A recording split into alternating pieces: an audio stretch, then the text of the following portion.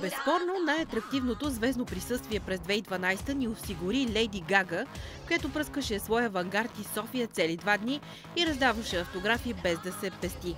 Почитателите й останаха доволни от концерта, макар че Народна земя установиха, че русата певица леко е позагубила форма.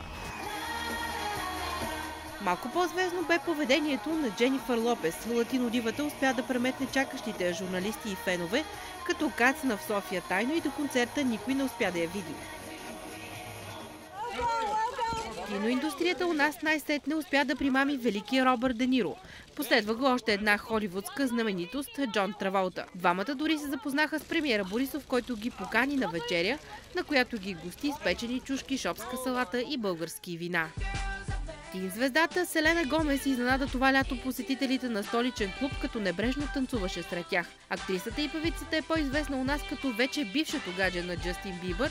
Това обаче не пречеше дни наред младежи да обсаждат хотела и за автографи. Няколко поколения български жени пък се убедиха, че времето изобщо не отнема нищо от средиземноморския чар на Хулио Иглесиас, който на 70 години има зад гърба си 77 албума. Мейси Грейс изглежда доста си пада по българската публика, след като гостува у нас за втори път в рамките на 3 години. Сбъдна се и мечтата на дозина меломани да чуят на живо Red Hot Chili Peppers.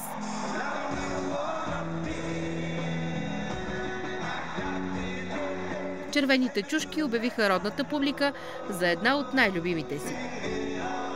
Доста разочароващи обаче бяха коментарите на феновете, присъствали на концерта на Guns N' Roses.